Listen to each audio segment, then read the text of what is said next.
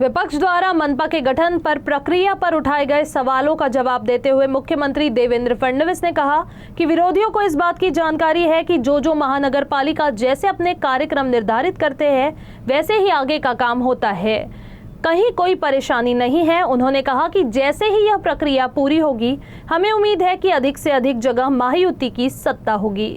विरोधकांना याची कल्पना आहे की त्या महानगरपालिका त्यांचा कार्यक्रम ठरवतात।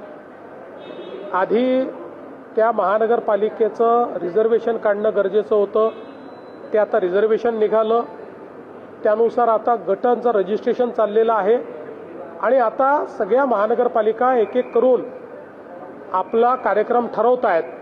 कुठेही काही अडचण नाही आहे, कार्यक्रम ठरतील त्यानुसार कार्यक्रम पार पडतील आणि जास्तीत जास्त ठिकाणी महायुतीची सत्ता असेल।